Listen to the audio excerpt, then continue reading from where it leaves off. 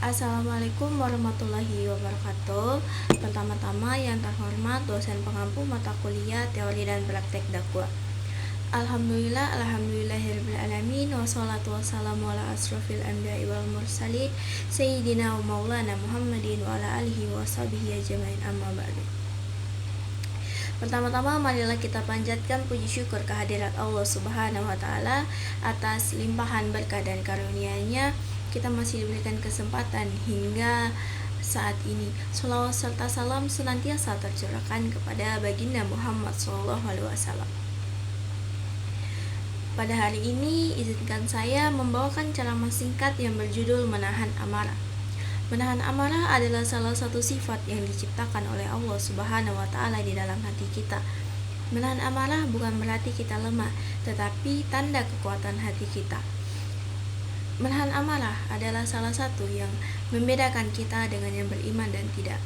Allah Subhanahu wa taala berfirman di dalam Quran surah Ali Imran ayat 134 yang berbunyi, Bismillahirrahmanirrahim.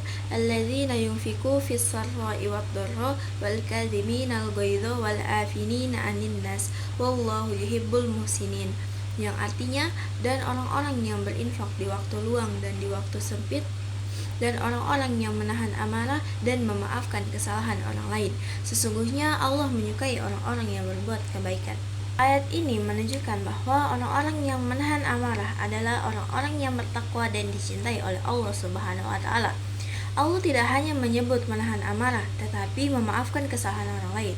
Hal ini berarti menahan amarah adalah langkah pertama dan memaafkan kesalahan orang lain adalah kesempurnaannya. Nabi Muhammad bersabda yang artinya, orang yang kuat bukanlah orang yang pandai bergulat, tetapi orang yang kuat adalah orang yang mampu menahan amarahnya. Hadis riwayat Bukhari dan Muslim. Hadirin yang dirahmati oleh Allah Subhanahu wa taala, ketika kita tidak dapat menahan amarah, ada beberapa hal buruk yang dapat terjadi di dalam diri kita. Yang pertama adalah merusak hubungan.